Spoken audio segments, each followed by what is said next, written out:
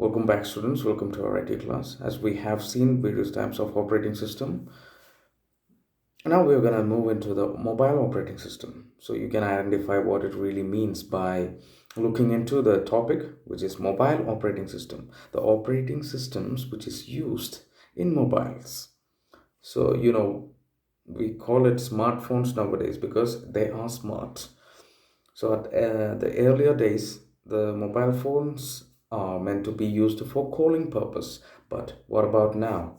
That's why we're calling it smartphone because it got camera, video recording, and what else? Internet facility, sending mails and all other facilities which we were using by the help of a computer.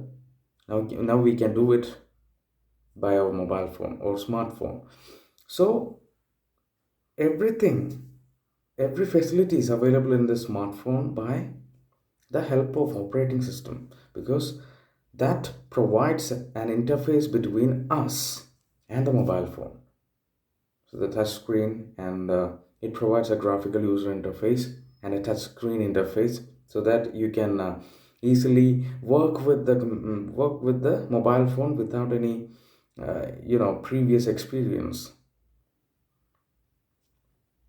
So the first one is Android. Android mobile phones are most popular in the market because they are cheap when compared to the other one, which is iOS and BlackBerry OS.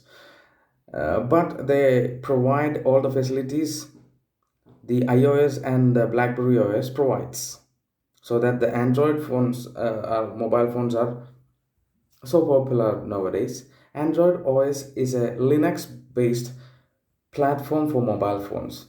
That means Android is a free software. Android is a freeware, open source, and you know that the Linux is an open source software too. Android OS is a Linux based platform for mobile phones. Android was released under the Apache v2 open source license. Apache v2 open source license. Google and Open Handset Alliance (OHA), a coalition of hardware, software, and telecommunications companies, have developed Android. So altogether, this Google and Open Handset Alliance (OHA) plus the coalition of hardware, software, and telecommunication companies together developed Android, and it is a free free operating system, open source, under the Apache v2 open source license. So that's all about Android. And the Symbian OS is an operating system for mobile phones primarily used on Nokia advanced or data enabled smartphones. Nowadays it is replaced by Android. Now we aren't using Symbian phones. At the earlier days, about 5 years ago, it was a huge hit.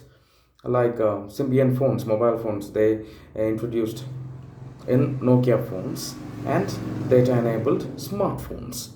The Symbian OS is designed for specific requirements of 2.5G and 3G mobile phones. And now we've got 4G and the 5G is coming up. So we are waiting for the 5G. So technology developing day by day, and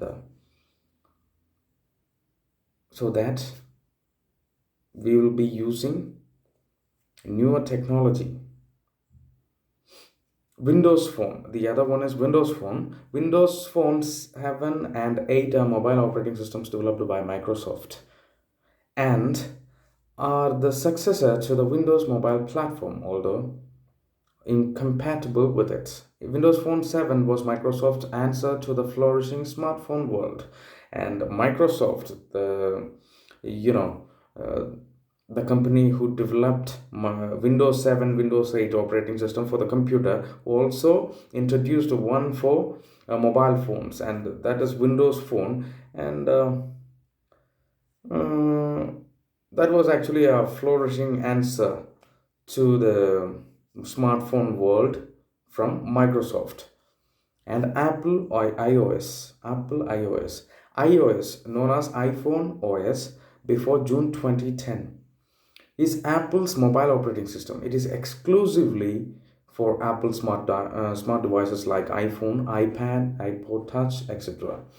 Apple iOS is exclusively developed for Apple products. It can't be used for any other things. And whereas in the case of Android, it comes under Apache V2 open source license. We don't have to pay for the software, not for the hardware. We need to pay for the hardware, but we don't have to pay for the software. But whereas in the case of Apple OS, it is exclusively developed for Apple devices. It is not compatible with any other devices. And RIM BlackBerry OS. BlackBerry OS used in all the BlackBerry devices such as BlackBerry phones and playbooks is developed by the Research in Motion (RIM), a Canadian global telecommunications company. BlackBerry's latest OS is known as QNX, which is set to replace by older BlackBerry OS. But so we know all about it. We have seen every mobile phone which uses all these operating systems, but the most popular one is Android and iOS. But when compared to this two, the Android devices are more cheaper than Apple iOS. So where the Android devices provide all the facilities that an Apple iOS device can provide, so that the Android devices are more popular. But Apple iOS is not free and it is exclusively made for Apple devices. It can't be used for any other devices. And now we move into the file system. So what is a file system? We know computer saves all data in the form of files.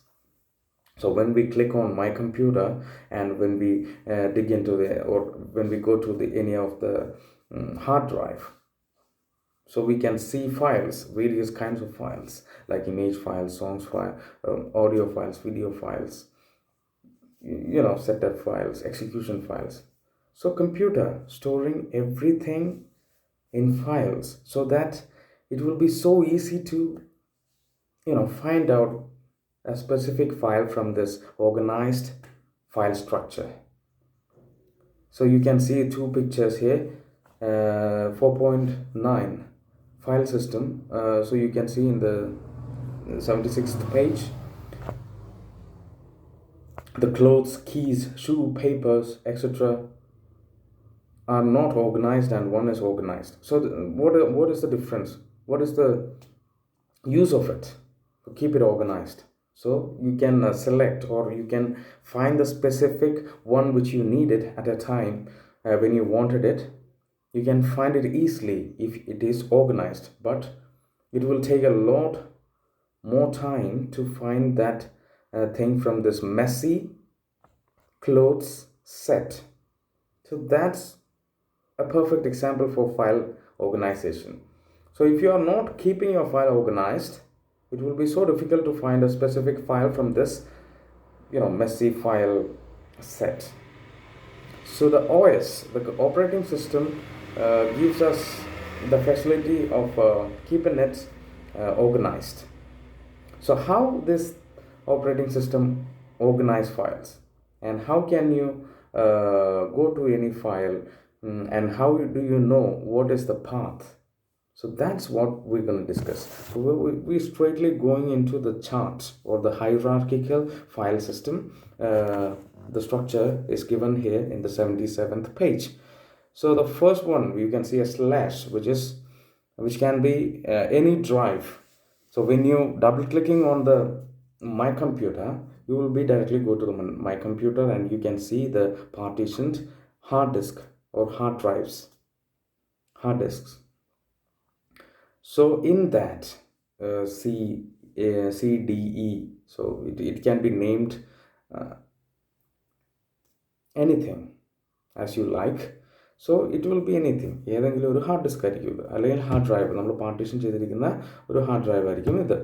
So in that you can create folder as much as you want, but here we've got 3 folders and in one we've got 2 other folders.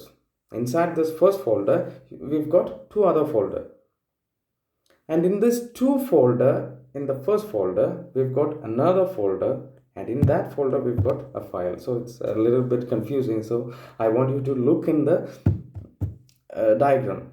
So first we've got the hard drive. Inside that hard drive we have created 3 folders. In those 3 folders we have created folders inside the folder, first and second, and the third folder we place the file directly. So if you wanted to find the file directly, you go to this. So what would be the path? Slash folder 3 slash file1.txt. So I think it can be easily understandable, and I want you to look. And do I have to say it again? Because if I'm saying it folder 1, folder 2, and we are creating more folders in folder 1, and we are creating 3 folders in folder 2, it becomes so much confused. So I want you to look this chart very thoroughly and understand and find the okay, I want you to okay, I'll give you a homework. I want you to find the path of file5.txt. I want you to write down the path to file5.txt. File5.txt. Role of a file system. A file system performs these functions: creating structure on storage device to store files, specifying, providing way to access or retrieve stored files. File naming conventions, such as the maximum number of characters in a file name, which characters can be used, and in some ways how long the file name suffix can be. So operating system or the file system performs these things: creating a structure on storage device to store files. It creates a structure. And then file naming conventions. നമുക്ക് ഫയലിൻ്റെ name എത്ര വലുതായിരിക്കണം, എത്ര characters, എന്തൊക്കെ കാര്യങ്ങൾ അതിൽ use ചെയ്യാം. File നെയിമിൽ extra ആയിട്ട് എന്താണ് സ്പെഷ്യൽ ക്യാരക്ടേഴ്സ് യൂസ് ചെയ്യാൻ പാടില്ല, അങ്ങനെയുള്ള കാര്യങ്ങളൊക്കെ അതാരാ തീരുമാനിക്കുന്നത്? File system. Providing way to access retrieve stored files. Store ചെയ്തിരിക്കുന്ന ഫയലിനെ ആക്സസ് ചെയ്യാനും റിട്രീവ് ചെയ്യാനും ഉള്ളത് അതും ചെയ്യുന്നതാരാ? File system. So that's all about this chapter. I want you to do the homework.